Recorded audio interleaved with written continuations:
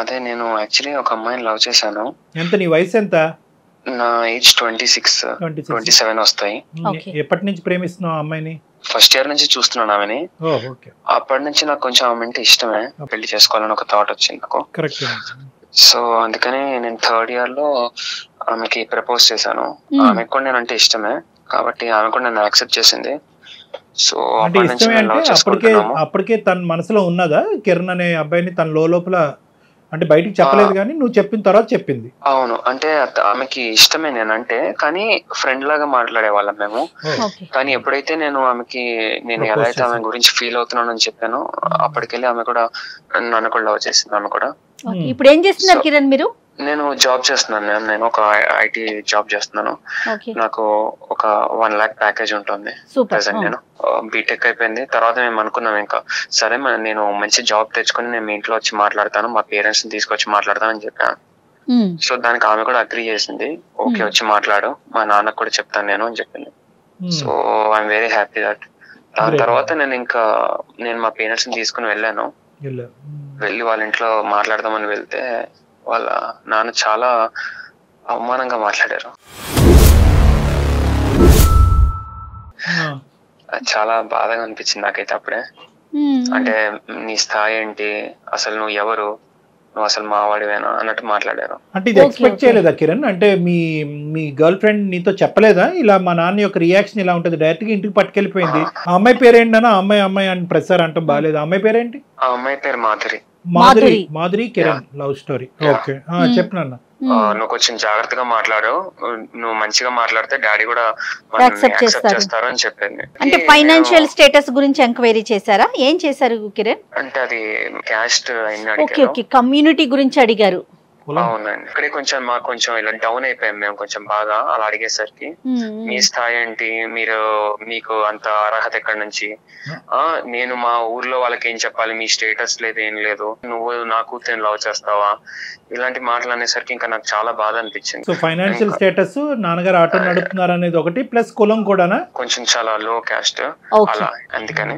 And అలాగే వాళ్ళు కూడా కొంచెం హై క్యాస్ట్, దాని వల్ల కొంచెం అలా అయ్యింది.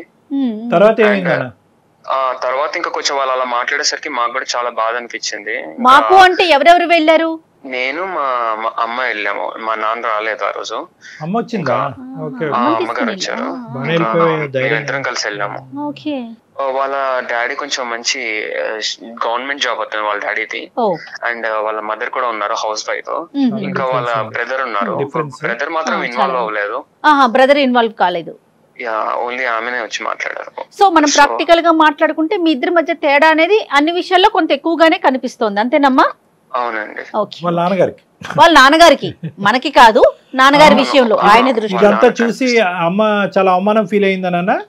చాలా బాధపడ్డారు. ఇంకా అప్పటికి ఇంకా ఎందుకురా మనకి ఇవన్నీ, మన స్థాయికి మనకు అవసరమా ఇవన్నీ, మన వరకు మనం చూసుకుని మన దాంట్లో ఎవరైనా ఉంటే చూసుకుంటే అయిపోతుంది అన్నారు. అంతే కదా. కానీ నేను 2 years నుంచి నేను ఏదో వాడుకుని వదిలేయడానికి అని కాదు, నేను ఏదో పెళ్లి చేసుకుని లైఫ్ లో సెటిల్ అవ్వాలని కదా నేను కూడా చేసుకున్నది. అవును, కానీ రెండు వైపుల అంగీకారం లేనప్పుడు అనవసరంగా నువ్వు తల్లిని కూడా తీసుకెళ్లి బాధపడుతున్నావు కదా. ఇక్కడ మీ అమ్మగారు ఇంత అవమానం ఎప్పుడు చూసి ఉండరు ఆవిడ జీవితంలో. నాన్నగారు ఇంకా అదృష్టం కొద్ది రాలే కానీ నాన్నగారు కూడా ఘాటుగానే తగిలి ఉండేది. సరే తర్వాత ఏమైంది అన్న? వచ్చిన తర్వాత ఏమైంది? చాలా బాధ అనిపించి ఇంకా మేము ఇంటికి వెళ్ళిపోయాము. ఇంకా మాట్లాడలేదు కొన్ని రోజులు, మేము మాట్లాడుకోలేదు.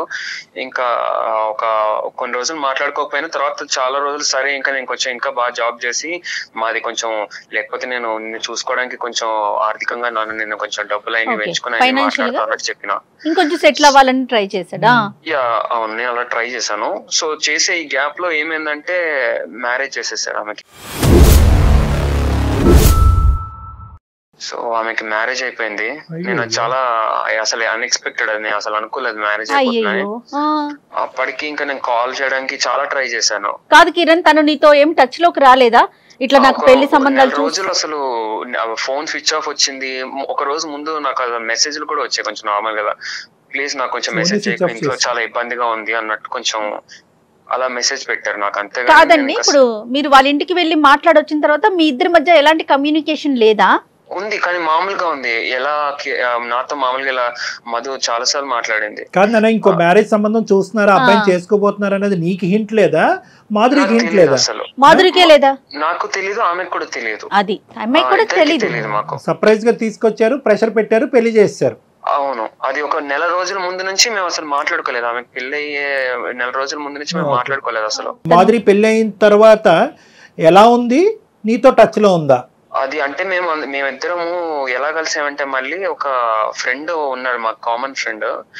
మేమిద్దరము ఆయన పెళ్లిలో కలిసాము అసలుకి. అప్పటి వరకు మీ కమ్యూనికేషన్ అంటే ఎంత గ్యాప్? అది ఎంత గ్యాప్? అది దగ్గర ఒక 8-9 months, దగ్గర ఒక 1 year అని ఉండొచ్చు. మాధురికి 1 year పెళ్లి అయిన తర్వాత మళ్ళీ మీరు కలుసుకోవటం. అవును, ఈ మధ్యలో మళ్ళీ 1 year. నీ మధ్యలో నాన్న మేము ఇంకా నేను పెళ్లి అయింది కాబట్టి నేను ఇంకా డిస్టర్బ్ చేయాలనుకోలేదు. ఎందుకంటే నాకు ఆమె హ్యాపీగా ఉంటుంది, వాళ్ళ నాన్న తెచ్చిన సంబంధం కదా అనుకున్నాను అలా. సో ఇంకా మేము 1 year తర్వాత కలిసాము. కలవడం కూడా ఎలా ఉందంటే తన మ్యారేజ్ లైఫ్ అసలు చాలా ఇబ్బందిగా ఉందంట.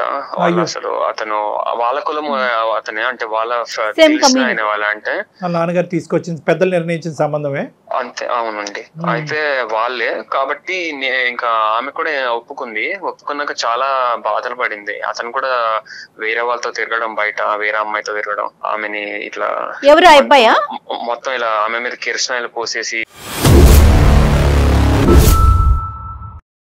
పోసేసేవారు ఊరికే, అంటే ఇలా ఊరికే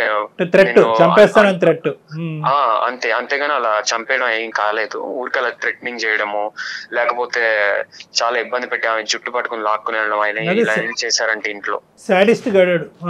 చాలా సాడిస్ట్. వాళ్ళిద్దరి మధ్య గొడవలకి కారణాలు ఏంటి అంటే వాళ్ళ నాన్న చెప్పారేమో అని. ఎందుకంటే ఆమె నాకు ఇవన్నీ చెప్పలేదు క్లియర్ గా, ఎందుకు ఏంటి అనేది చెప్పలేదు.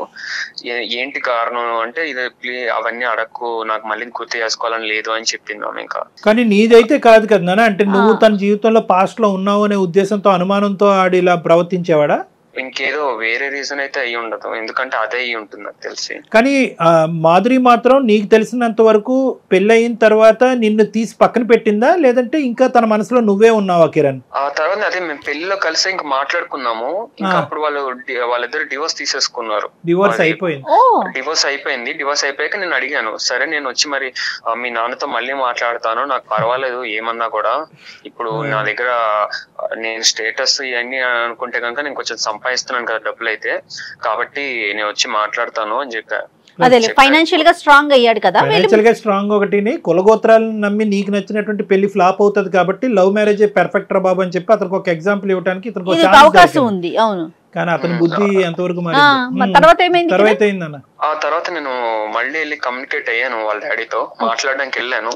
వెళ్ళాక వాళ్ళ నాన్నేమో, మా కూతురు నేను ఇంట్లో అయినా పెట్టుకుంటాను, వేరే మా కులంలో ఉన్న వాళ్ళకి ఎవరికైనా ఇచ్చి పెళ్లి చేసుకుంటానేమో కానీ నీకు మాత్రం ఇవ్వను. ఈసారి అయితే మీ అమ్మనైతే తీసుకెళ్లే కదా? నేను లేదు, నేను ఒక్కనే వెళ్ళి మాట్లాడాను. ఇంట్లో అయినా ఉంచుకుంటాడంటే కానీ వేరే కమ్యూనిటీలో పెళ్లి చేయడట. అదేలేండి, కానీ ఇక్కడ మాధురి పాత్ర ఏంటి నాకు అర్థం కావట్లేదు. మాధురి పాత్ర ఏంటి అసలు? ప్రేమించుకోవటం అంటే కనుక ఇంక అంతేనా? వన్ సైడెడ్ సెల్ఫ్ గోలేనా? నీ గోల్ నువ్వు కొట్టుకోవటమేనా? అమ్మాయి ముందుకు రాదా? ఒకసారి అలా అయ్యింది నాన్న, నీ వల్లే అయ్యింది, నా ప్రేమించిన వాడిని దూరం పెట్టా, మళ్ళీ రెండోసారి వచ్చాడు, మళ్ళీ ఆడి మేడ చుట్టూ ఉరితాడు పెడతాం ఏంది? గట్టిగా మాట్లాడదా మాధురి? ఇంకా అంటే వాళ్ళ నాన్న అంటే చాలా ఇష్టం ఆమెకి, ఏమి ఇష్టం, చాలా బాగా చూసుకున్నాడు. కాదు కిరణ్, నానంటే చాలా ఇష్టం, మరి నువ్వంటే ఏంటి?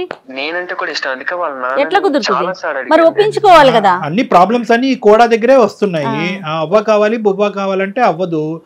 తీసుకొచ్చిన బొవ్వ ఎలా ఉందో అనేది ఇంతకు ముందు ఆ అమ్మాయి అసలే రుచి చూసింది, కిరసనాయిలు కూడా మీద పోయించుకుంది 1-10 సార్లు. అంటే వాళ్ళ నాన్న ఎప్పుడు ఒప్పుకుని ఉండేవాడు? ఆ అమ్మాయి మీద కిరసనాయిలు పోసేసి అగ్గిపొల్ల గీసేసిన తర్వాత ఒప్పుకుంటాడా? అడిగినోడు లేక. సరే, ఇప్పుడు మా దగ్గరికి ఎందుకు వచ్చావు? అంటే తనకి నేనంటే చాలా ఇష్టం, కానీ వాళ్ళ నాన్న చెప్పినట్టే విందాం అన్నట్టు ఆమె అనుకుంటోంది. అంటే వినటం అంటే ఏంటి? వాళ్ళ కమ్యూనిటీలోనే మళ్ళీ పెళ్లి చేసుకోవాలనా? అంటే వాళ్ళ నాన్న కన్విన్స్ చేసి ఇంట్లో ఒప్పించే పెళ్లి చేసుకుందాం మనం, పారిపోయే కాదు అన్నట్టు. సో ఇన్ని జరిగిన, అంటే ఇక్కడ మనకు కనిపించేది ఏంటంటే కిరణ్, ఇన్ని సంఘటనలు, ఇంత పరిస్థితి వచ్చినా కూడా ఇప్పటికి కూడా మాధురి తండ్రిని నిందించట్లేదు, తండ్రి వైపు వేలెత్తి చూపెట్టట్లేదు. ఇంకా తండ్రి చెప్పే మాట శిరసా వహిస్తాను, తండ్రి గీసిన గీత కమ్యూనిటీలో కానీ బయట నుంచి కానీ ఏదైనా తండ్రి తీసుకొచ్చిన సంబంధమే అంతేనా? అంటే తను అంటే ఇష్టమే, తను నాతో రావడానికి ఇబ్బంది పడుతుంది. ఇంట్లో ఒప్పించే పెళ్లి చేసుకుందాం, చేసుకుంటే కూడా నన్నే చేసుకుంటాను అంటుంది. పెళ్లికి ముందు గానీ పెళ్లి తర్వాత గానీ మాధురి పాట మాధురిదే, అంతే, తండ్రి పాత్ర తండ్రిదే. ఎటొచ్చి ఏంటంటే ఈ అబ్బాయే పోరాడుతున్నాడు, అంతే. ఇబ్బంది పడుతున్నది కిరణ్ ఒక్కడే మేడం. ఇంకోటి ఏంటంటే మాధురిని కూడా ఇక్కడ ఏం అనలేకపోతున్నాం ఇక్కడ, ఎందుకంటే మాధురి చాలా అసర్టివ్ అండ్ స్ట్రాంగ్ ఫాదర్ అక్కడ. ఇక్కడ పాపం ఈ అబ్బాయి పరిస్థితి చాలా బాధాకరంగా ఉంది. ఏం చేయాలి నాన్న? ఇప్పుడు ఎవరితో మాట్లాడదాం? ఇప్పుడు నేను ఒకసారి మాధురితో కాన్ఫరెన్స్ పెట్టిస్తాను.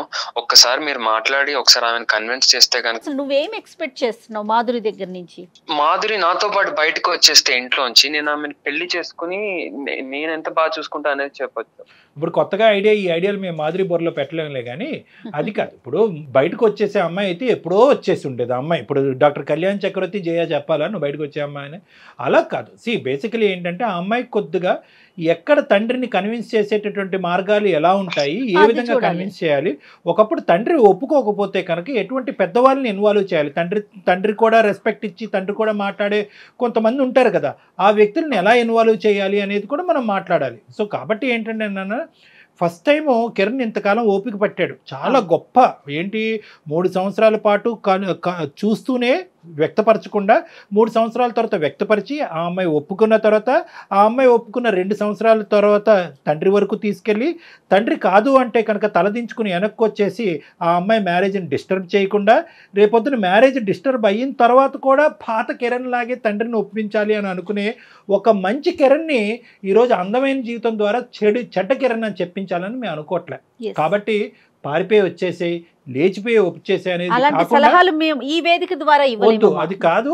ఎందుకంటే కనుక ఈరోజు ఆ తండ్రి చాలా గట్టి తండ్రి, చాలా మంచి తండ్రి అయినా కూడా చాలా పట్టు వదలనటువంటి విక్రమార్కుడు లాంటి తండ్రి అతను. రేపొద్దున ఈ పని చేస్తే కనుక ఆ అమ్మాయికి ఇప్పుడు చూపెట్టేది కాదు, అతను తర్వాత చూపెడతాడు ఒక విచిత్రమైన ప్రపంచం. అంతకు కూడా ఒడిగడతాడు. అలా చేయటం ద్వారా మీ ఇద్దరి మధ్యన ఏదైతే కష్టపడి కింద మీద పడి పెళ్లి చేసుకున్న దాని యొక్క విలువ పోతుంది, ఆ సంతోషం పోగొట్టుకున్న వాళ్ళు అవుతారు.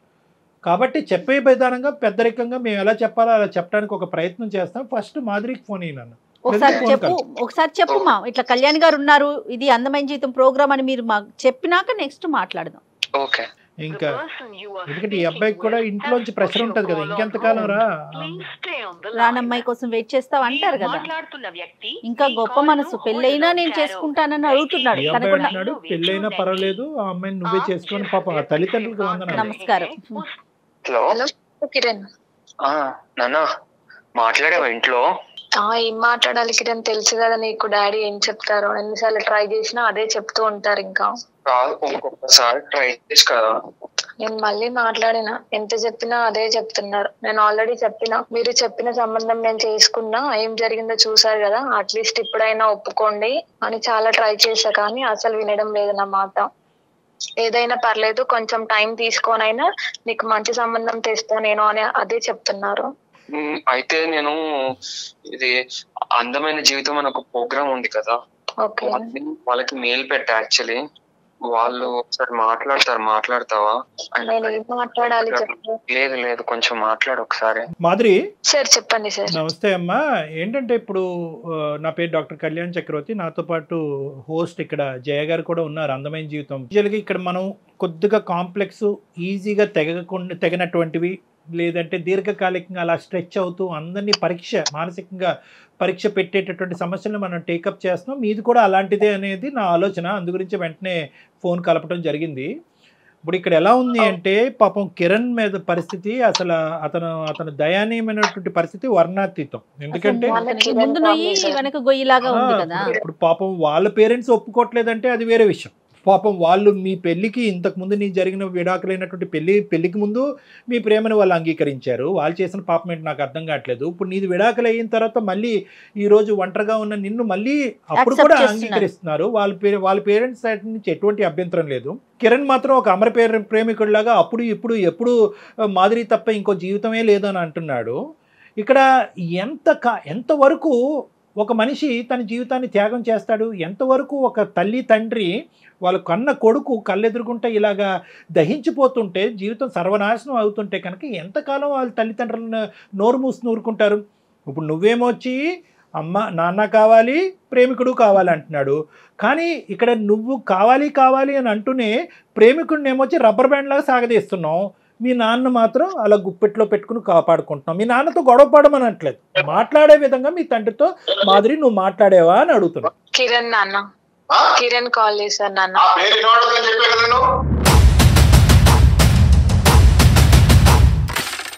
అంటే ఏదో మాట్లాడడానికి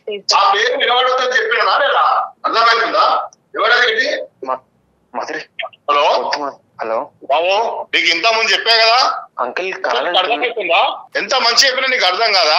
కాదంకుల్, నాతో ప్రాబ్లం ఏంటి అంకుల్? నేను సంపాదిస్తున్నాను కూడా కదా అంకుల్. నెలకి నాకు 1,00,000 రూపాయలు వస్తాయి అంకుల్. ఎవరికి 1,00,000 రూపాయలు? అసలు నువ్వెక్కడ, నేనెక్కడ? అసలు నీకు నాకేమైనా పొంతన ఉందా? అంకుల్ మీరు ఆల్రెడీ ఒక మ్యారేజ్ చేశారు కదా అంకుల్, అది చూసారు కదా ఎలా అయిందో మొత్తం పెళ్లి. అది డివోర్స్ అయిపోయింది. అతను అంతా టార్చర్ చేశాడు. నేను 2 years నుంచి లవ్ చేస్తున్నాను. పర్వాలేదు, ఇంకోటి అయినా కూడా పర్వాలేదు. నాకు నీకు చాలా చాలా దూరం ఉంది. అది నా కమ్యూనిటీ వాడైనా, నా కమ్యూనిటీ వాడు ఎవడైనా పర్లేదు, నేను ఇచ్చుకుంటాను. దీనికి నీకు సంబంధం లేని విషయం. నువ్వెక్కడ, నేనెక్కడ? ఇప్పుడు ఏంటి అంకుల్ ఇన్ని ఇయర్స్? ఎప్పుడు అంకుల్ అది ఎన్నేళ్ళు అయింది అంకుల్ అదంతా అయిపోయి? ఇప్పుడు ప్రెసెంట్ ఏంటి అంకుల్? అసలు లవ్ చూస్తారు అంకుల్ ఏంటి? మేము ప్రేమించుకుంటున్నాం. అది అసలు ఏంది? అసలు నీకు ఏం అర్థమవుతుంది? అసలు నేను ఎవరు అనుకుంటున్నాను ఇంతకి? నీ ఆలోచన ఏంది? నీకు ఎంత అనుభవం ఉంది? అసలు నీ కమ్యూనిటీ ఏంది, నా కమ్యూనిటీ ఏంది? అర్థమవుతుందా? ఏం ప్రేమ పెళ్లిళ్ళు ఇవేనా? అవి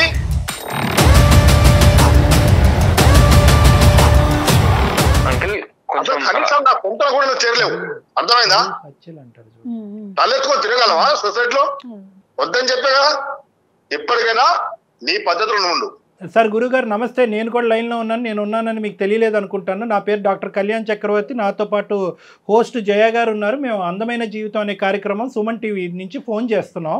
అంటే మేము బేసికలీ ఏంటంటే 1-2 నిమిషాలు ఓపిక్గా వినండి గురుగారు. మీ పేరు నేను అడగలేదు. మీ పేరు సతీష్ కుమార్ అండి. సతీష్ కుమార్ గారు.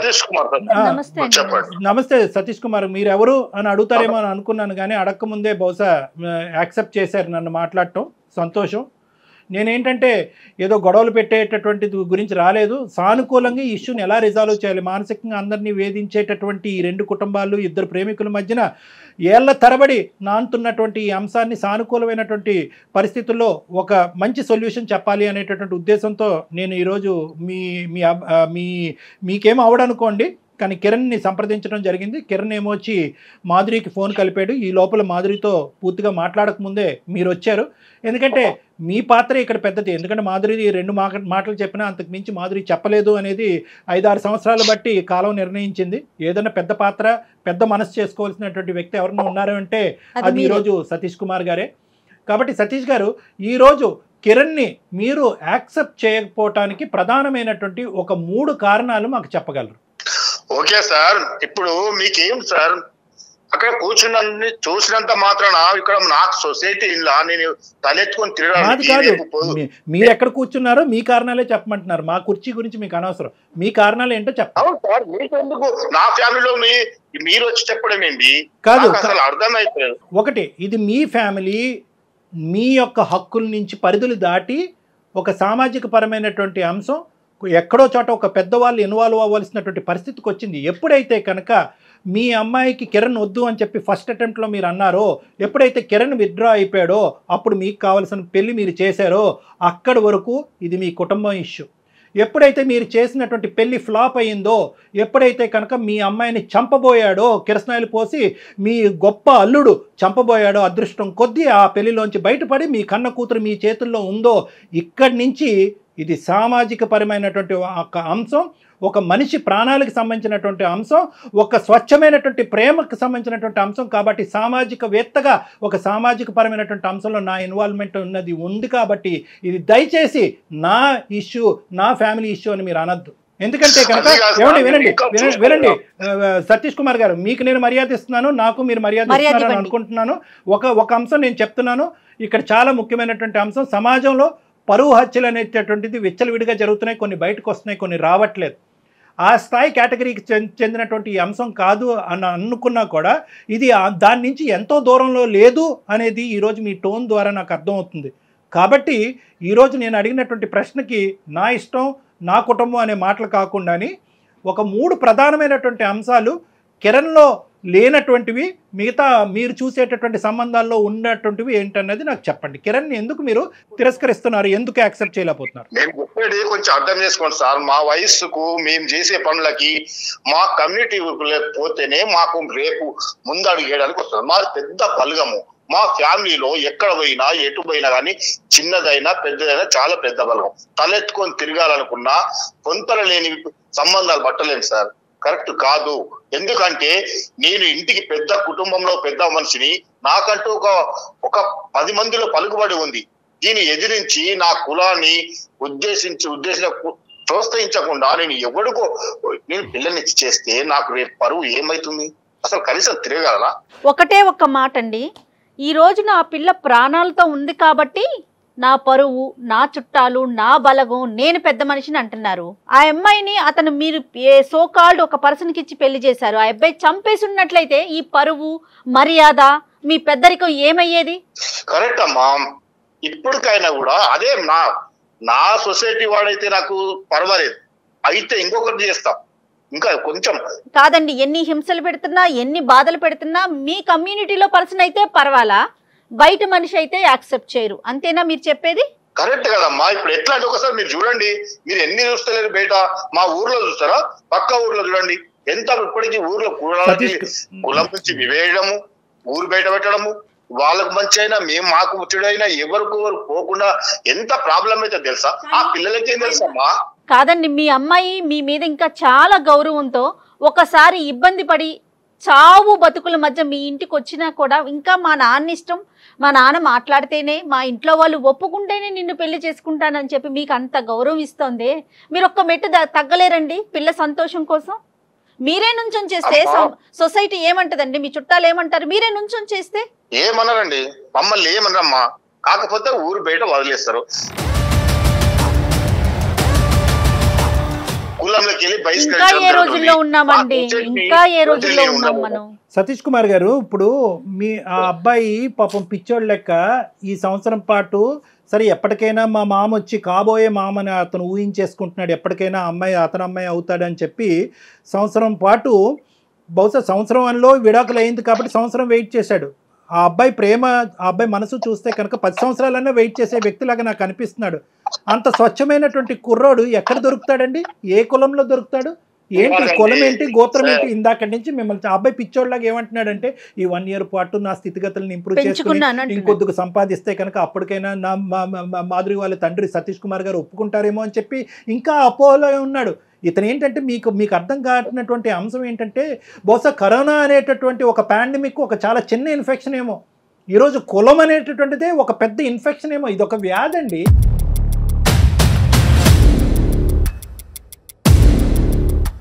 ఎందుకంటే కనుక మీ అమ్మాయి మీకు గౌరవం ఇస్తుంది, ప్రేమ ఇస్తుంది, పంచ ప్రాణాలు ఇస్తుంది. ఈరోజు మీ కళ్ళెదురుకుంటా మీ కూతురు చనిపోబోయేటటువంటి కూతురు ఈరోజు అదృష్టం కొద్దీ మీ పక్కన నిలబెడితే అది తీసి పక్కన పెట్టేసి ఈరోజు ఏమండి వచ్చినవాడు దొంగోడైనా టెర్రరిస్ట్ అయినా ఎవడైనా పర్వాలేదు, గోత్రంలో కులగోత్రం ఒకటి మ్యాచ్ అవుతే చాలు వాడిని మా అమ్మాయికి ఇచ్చి కట్టబెడతానంటే కనుక కరోనా కంటే పెద్ద వ్యాధి కాదండి ఇది. ఎంత పెద్ద ఇన్ఫెక్షన్ అండి, ఏ కులం అండి? నేను ఇందాక ఒకే ప్రశ్న అడుగుతున్నాను. కిరణ్లో లేనటువంటి 3 అంశాలు, మీకు నచ్చినటువంటి 3 అంశాలు అంటే కనుక మీరు చెప్పినటువంటి పాట పెద్ద కులం చిన్న కులం, పెద్ద కులం చిన్న కులం, మా కులం మా పేరు, పెద్ద చిన్న ఏంటండి? సొసైటీలో తిరగాలంటే మా ప్రాపర్టీకి నా పేరులో ఉన్న ఆస్తులు కానీ మా పాప పేరు మీద ఆస్తులు కానీ ఒక రకంగా ఏ దాన్ని చూసుకున్నా కిరణ్ కు మాకు పొంతన లేదు. కులం కలిసింది ఇంకా ఇంప్రూవ్ చేసుకుని నాకు కొంచెం మంచి తమ్ముడు నువ్వు ఎంత కష్టపడినా, నువ్వు ఎంత ఇంప్రూవ్ చేసుకున్నా నీ కులాన్ని మార్చుకోలేగా. ఆ పెద్ద మనిషికి కనిపించేటటువంటి ఒకే ఏంటంటే కులం. నువ్వేమనుకుంటున్నావు అంటే కనుక మిగతా అంశాల్లో నేను పెరుగుతూ పెద్ద అయ్యితే కనుక ఇతను ఒప్పుకుంటాడేమో అనుకుంటున్నావు. కాదు, ఆ పెద్ద మనిషికి కనిపించేటటువంటి ఒకటే అంశం ఏంటంటే అది మనిషి ప్రాణాల కంటే ఎక్కువగా చూసేటటువంటి ఒక అంశం ఏంటంటే కులం. ఆ కులం అనేటటువంటి వ్యాధి, ఆ కులం అనే వ్యసనం ఇతని మనసులోంచి తీస్తే గానీ మాదిరి నువ్వు ఒకరెవరు. అది సాధ్యమా కిరణ్? నా బిడ్డ అంటే నాకు ప్రేమ లేదా సార్? నా బిడ్డ అంటే కనీసం చిన్నప్పటి నుంచి ఎంత గౌరవంగా పెంచాలో తెలుసా? ఆమె ఏడ పాలన పెడితే మట్టెడుతాను ప్రేమతో పెంచుకున్నా. కానీ నా బిడ్డ ఈ రోజు సార్ నేను కూడా అలాగే చూసుకుంటాను, నేను కూడా ప్రేమగానే చూసుకుంటాను సార్. నీవు చూసుకున్నా కాదు, ఇప్పుడు నా బిడ్డకు జరిగిందని మళ్ళీ చెయ్యకుండా మళ్ళీ ఇప్పుడైనా నా కమ్యూనిటీ వాడై ఉండాలి. చాలా ఎక్కువ మాట్లాడారు సతీష్ కుమార్ గారు. మీరు మీ కమ్యూనిటీకి శతకోటి వందనాలు. మీలాగా ఆలోచించేటటువంటి వాళ్ళందరికీ ఇంకో శతకోటి వందనాలు.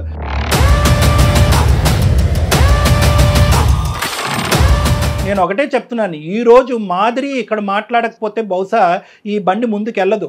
నిజంగా మాధురికి ఇప్పుడు డిసైడ్ చేసుకోవాలన్నటువంటి సందిగ్ధ పరిస్థితి వచ్చింది. తండ్రి కూతుర్ల మధ్యన గొడవ పెట్టేటటువంటి ఉద్దేశం డాక్టర్ కళ్యాణ్ చక్రవర్తికి, సుమన్ టీవీకి లేదు. కానీ మీరు ఇంత మూర్ఖత్వంగా, ఇంత మొండిగా వ్యవహరిస్తుంటే కనుక ఖచ్చితంగా మాధురిలో ఒక ఆలోచనని తట్టి లేపవలసినటువంటి పరిస్థితి వచ్చింది. ఇప్పుడు ఈరోజు మాధురి ప్రేమ ప్రేమ ప్రేమ అంటుంది, అవ్వ కావాలి బువ్వ కావాలి అంటుంది. కానీ ఇక్కడ బువ్వ అనేటటువంటి తండ్రి, చిన్నప్పటి నుంచి బువ్వ పెట్టినటువంటి ఒక తండ్రి ఈరోజు లాజిక్ లేకుండా మాట్లాడుతున్నాడు. తన పట్టినటువంటి కుందేలకు మూడే కాళ్ళు అన్నట్టుగా మాట్లాడుతున్నాడు. ఒక వ్యసనానికి, కులం అనేటటువంటి వ్యసనంలో మునిగిపోయి ఉన్నాడు. ఇటువంటి వ్యక్తికి ఈరోజు నేను కౌన్సిలింగ్ చేసి ఆ కులం అనేటటువంటి పరిస్థితిని తీయగలనా? ఏమండి, ఒక తప్పుడు పెళ్లి చేశారు, ఆలోచించకుండా ఒక తాగుబోతుకి ఇచ్చి పెళ్లి చేశారు. ఒక అనుమానించేటటువంటి ఒక వ్యక్తికి, చంపేబోయేటటువంటి ఒక వ్యక్తి పెళ్లి చేశారు. ఎక్కడ ఉందండి మీ కులం? ఆ కులం వచ్చి అప్పుడు మాట్లాడలేదా మీతో? ఆ కులం వచ్చి మాట్లాడలేదా? ఏం సతీష్ కుమార్ ఏం చూసావు, ఏం చేసావు? అల్లారు ముద్దుగా ప్రేమించి పెళ్లి చేసావు, ప్రేమించి బాగా పెంచుకున్నాను నా కూతుర్నన్నా, మరి ఇలాంటి సంబంధం తీసుకొస్తామని చెప్పి మీ వైపు ఎవరు వేలెత్తి చూపెట్టలేదా? మిమ్మల్ని కులం నుంచి బహిష్కరించలేదా? సార్ ఒక్కసారి తప్పు జరిగిందని నన్ను అనుకుంటే ఇంకొకసారైనా, ఈసారి నాకు చేసిన తప్పు మళ్ళీ చేయకుండా నా సొసైటీలో ఎవరైనా పర్లేదు, కనీసం ఏదైనా అతనికి ఇచ్చి చేసి. మాధురి ఈ రోజు నువ్వు మాట్లాడవలసినటువంటి పరిస్థితి ఆసన్నమైంది. ఒక్కసారి ఎప్పుడైనా రెస్పాండ్ నువ్వు కర్ర ఎరగకూడదు, పాము చావకూడదు అంటే అవ్వదమ్మా. ఇక్కడ ఏదో ఒకటి విరగాలి. నువ్వు గొంతెచ్చి నీ మనసులో ఉండేటటువంటి, ఒకరు ప్రేమిస్తే అది ప్రేమ కాదమ్మా. ఒకరు ప్రేమించినంత మాత్రం పెళ్లి అవ్వదు. నిజంగా నువ్వు గాఢంగా నువ్వు కిరణ్ ని ప్రేమించేటట్టయితే కనుక ఈ రోజు మా యొక్క సపోర్ట్ నీకుంది, నువ్వు మాట్లాడాలి. చెప్పండి సార్. ఏం చెప్పాలమ్మా? నీ నాన్నగారి మాట నువ్వే వింటున్నావు కదా. ఏంటి నువ్వు చదువుకున్న దానివి, ఈ జనరేషన్ అమ్మాయివి. స్టార్టింగ్ నుంచి అదే చెప్తున్నారు. ఎప్పుడైతే మా లవ్ గురించి ఇంట్లో చెప్పామో అప్పటి నుంచి ఇదే చెప్తున్నారు. అయితే కిరణ్ గెట్ లాస్ట్ అని చెప్పు. కిరణ్ గెట్ లాస్ట్ అని చెప్పమ్మా. అతను బతుకుతాడు. ఎందుకు కిరణ్ ఇలా ఎండగడుతున్నావు? తాళ్ళు మీద వేసి బట్టలు ఉతికినట్టు ఉతికారు. అవమానించవలసిందంతా అవమానించారు. వాళ్ళు దిక్కులేనటువంటి పరిస్థితి తీసుకొస్తున్నారు. ఆ అబ్బాయి పెళ్లి చేసుకోకుండా తడిగొట్టు కట్టుకుని అలా కూర్చున్నాడు. పొమ్మను ఎందుకు నానబడుతున్నావు? పెట్టాను సార్. ఆయన ట్రై చేసి నేను చాలా సార్లు చెప్పాను, మా ఇంటికి రాకు, నిన్ను చాలా అవమానిస్తున్నారు, అది నాకు నచ్చట్లేదు. అయినా కిరణ్ వినట్లేదు. కిరణ్ వినట్లే కాదు, మాధురి మనసాక్షి ఏం చెప్తుంది? ప్రేమించేవాడిని ఒకరిని ప్రేమిస్తుంది, తండ్రి పెళ్లి చేస్తే ఇంకోటి పెళ్లి చేసుకుంటుందా? అదే నా ప్రేమ అంటే? ఎందుకమ్మా జీవితాలతో ఆడుతారు మీరు ఇలాగా? నిజంగా మీ నాన్న ఇంత కర్కోటమైనటువంటి మనిషి అయితే కనుక అసలు ప్రేమ అనే లూప్లోకి ఎందుకు దించావు ఆ కుర్రోడ్ని? నీకు తెలీదా మీ నాన్న యొక్క వ్యక్తిత్వం? కులగోత్రాలు మ్యాచ్ అవ్వకపోతే అటువంటి పెళ్లికి వెళ్ళడు, అటువంటి పెళ్లిని ఆశీర్వదించడం అనేటటువంటి మీ తండ్రి గురించి కూతురుగా నీకు తెలీదా? మీ ఇద్దరమే కులాలా? మీ ఇద్దరమే గోత్రాలా? మీ అందరూ ఇలా చచ్చిపోవాలా? ఏం మాట్లాడుతున్నాను? కిరణ్ తో చెప్పాను సార్, ఇలా మా డాడీకి క్యాస్ట్ ఫీలింగ్ చాలా ఉందని. తను ఏం చెప్పాడంటే, ఫస్ట్ అయితే జాబ్ తెచ్చుకుంటాను, నేను సెటిల్ అయ్యాక మాట్లాడతాను, ఈ రోజుల్లో క్యాస్ట్ ఏముంది, సెటిల్ అయితే అందరు ఒప్పుకుంటారు కదా అని చెప్పాడు. సో నేను కూడా ఒప్పుకున్నాను సరే అని. ఎక్కువగా ఊహించుకోలేకపోయాడు కిరణ్. అమ్మ 2 దఫాలు తగిలిందమ్మా అతనికి డోసు. ఒక దఫా కాదు, 2 సార్లు దఫా. ఎప్పుడు పెళ్లికి ముందు గోత్రం అనే మాట ఎత్తున్నటువంటి తండ్రిని, తల్లిని కూడా అవమానించాడు. అప్పుడైనా కిరణ్కి బుద్ధి రావాలి. లేదు రెండోసారి భర్తను వదిలేసినటువంటి మాధురి వచ్చి నిలబడిన తర్వాత ఇప్పటికీ కులగోత్రాల గురించే తండ్రి మాట్లాడుతున్నప్పుడైనా కిరణ్కి బుద్ధి రావాలి. అతనిది పుట్టుకతో పెట్టినటువంటి వెన్నతో పెట్టిన విద్య కిరణ్. అతను మారాడు. నీకు మాధురి కావాలా? మాధురి నీకు ప్రేమ కావాలా? నీకు కిరణ్ కావాలా? అంటే మా డాడీ ఒప్పుకుంటేనే నేను చేసుకుంటాను పెళ్లి. సతీష్ గారు, నేను ఒకటే మాట అంటున్నాను, ఇంత మంచి కూతుర్ని ప్రేమాన్ని త్యాగం చేసి తండ్రి మాట జబదాటకూడదు అనేటటువంటి 2 దఫాలు, తన జీవితం అన్యాయం అయిపోయినా పర్లేదు తండ్రి మాటను కొట్టేయకూడదు అనేటటువంటి కూతురి ప్రేమని మీ ప్రేమ ముందు ఏంటండి చెప్పండి? మీ ప్రేమ పనిచేస్తుందా? ఇటువంటి మంచి కూతుర్ని, అటువంటి మంచి అల్లుడిని తీసుకురాగలరా మీరు? నేను ఛాలెంజ్ చేస్తున్నాను. ఒక్కసారి నా మాట వినండి. నేను విన్ను మీ గోత్రం అనే కులం గోత్రం అనే మాటలు తప్ప ఏదైనా వింటా. మీరు అది తప్ప ఇంకేం మాట్లాడట్లే. మీరు అది తప్ప ఇంకా మాట్లాడలేదు. వాళ్ళిద్దరికి పెళ్లి చేయండి, వాళ్ళ పెళ్లికి నేను గ్యారంటీగా నిలబడతా. చెయ్యండి. ఒక్క మాట సార్, ఒక్కసారి చూడండి. వాళ్ళకి ఏం తెలుసు సార్ పెళ్లిల గురించి? 4 రోజులు నా బిడ్డ మీద మోజిపోతుంది, అవతల ఇంకా ఎక్కడో చేసిపోతాడు. అసలు వీళ్ళ గురించి నేను పబ్లిక్ లో తిరగకుండా నేను దూరంగా ఉండడము, నా అన్నదమ్ముళ్ళు బలగము ఎప్పుడు నా ఇంటికి రాకపోవడం. 100 మందిని తీసుకురండి సార్. ఏమండి సతీష్ కుమార్ గారు, 100 మందిని తేండి. సోకాల్డ్ బలగం అంటున్నారు కదా, బలగాన్ని తీసుకురండి. ఆ బలగం అందరితో నేను మాట్లాడతా. ఏ బలగం అండి? ఏ బలగం వస్తుంది చెప్పండి. మీరెందుకు తలెత్తుకుని తిరగలేనంత పాపం పని మీరు ఏం చేశారు ఈ కాలంలో? మీరు ఇంకా ఏడా సార్, మీరు ఒక్కసారి మా ఊరి పొలిమరలా కూడా కనీసం మా పొంతన లేని మనిషితో నేను ఎట్లా చేసి ఉండగలను సార్ పెళ్లి? కాదు సార్, ఒకటే సతీష్ గారు, మీరు ఒకటే చెప్తా. మీరు ఇంత లోతుగా మీ వేరులతో పాటు ఈ ఆలోచన శైలి దిగబడింది. చూడండి, వాడు వదిలేసి వెళ్ళిపోతే, వాడు మోజు తీరిపోతే అంటే కనుక మీరు ఇవన్నీ ఈ కాకమ్మ కబుర్లన్నీ మాకు చెప్పొద్దు. ఎందుకంటే కనుక మీరు ఏ ముక్కు మొహం తెలియని వాడు కేవలం కులం మ్యాచ్ అయిందని తీసుకొచ్చి పక్కన కూర్చోపెట్టేవాడు కంటే 6 సంవత్సరాల పాటు లవ్ చేసి ఒక భగ్న ప్రేమికుడిలాగా అలా కూర్చుని అన్ని జీవితంలో అన్ని వదులుకుని వాళ్ళ కుటుంబాన్ని, తల్లిదండ్రుల యొక్క ఆశలు కోరికలు కూడా త్యాగం చేసినటువంటి కిరణ్తో మీరు తీసుకొచ్చే ఏ సంబంధాన్ని కూడా మీరు పోల్చలేరు. Full stop.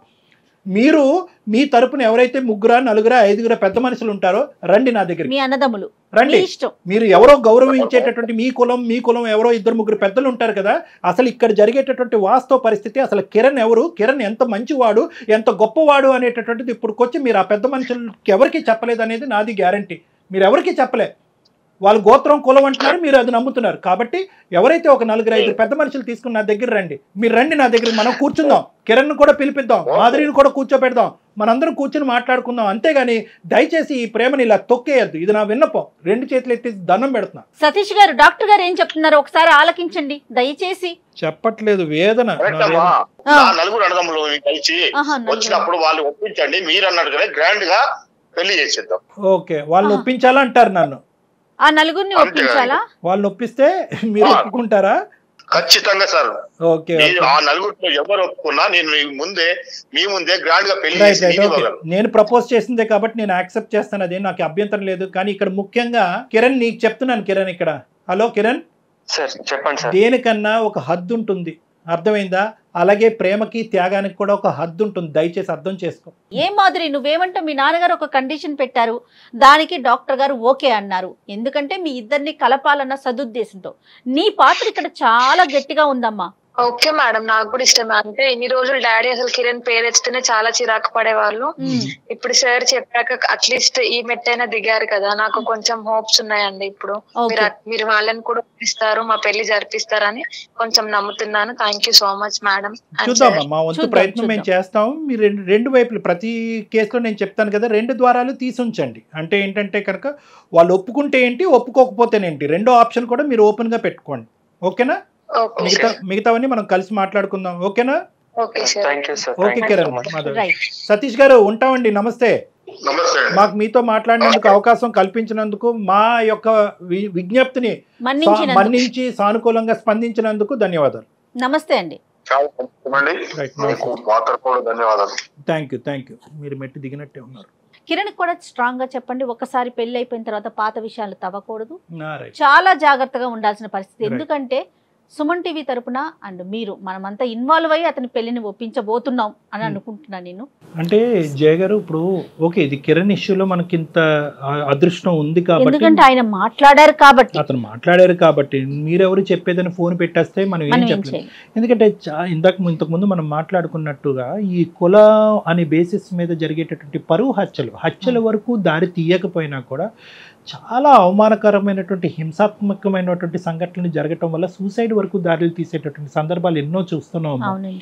అట్లీస్ట్ మనం ఈ చేసేటటువంటి ఒక ఎపిసోడు ఆ విధంగా ఆలోచన. ఇందాక నుంచి 1-10 సార్లు అన్నాను కరోనా కంటే పెద్ద వ్యాధి, కరోనా కంటే పెద్ద వ్యాధి అని నేను ఎందుకు అన్నానంటే కనుక అటువంటి స్ట్రైకింగ్ వర్డ్స్ మనం కొన్ని మాట్లాడితే అట్లీస్ట్ ఆ మాట వినైనా కూడా ఈ కులం అనేటటువంటి ఒక సబ్జెక్టు, ప్రేమ అనేటటువంటి గొప్ప హ్యూమన్ బేసిస్ మీద నడిచేటటువంటి ఒక మానవత్వంతో కూడినటువంటి ఒక పవిత్రమైనటువంటి దాన్ని అడ్డుకట్టు వేయలేదు అనేది వాళ్ళకి తగులుతుంది, ఆ విధంగా అనిపిస్తుంది అనే ఉద్దేశంతో నేను ఆ మాట అన్నాను. తప్పకుండా అండి, మీరు చెప్పింది 100% ట్రూ కళ్యాణ్ గారు. చూద్దామండి వాళ్ళు ఎంతమంది వస్తారో, ఏం మాట్లాడాల్సిన పరిస్థితి మీకు వస్తుందో, ఎట్లయినా మీరు వాళ్ళని ఒప్పిస్తారని నేనైతే అనుకుంటా ఉన్నాను. చూద్దాం. నమస్తే. సుమన్ టీవీలో మీ పర్సనల్ అండ్ బిజినెస్ ప్రమోషన్స్ కోసం కింది నెంబర్కి కాంటాక్ట్ చేయండి.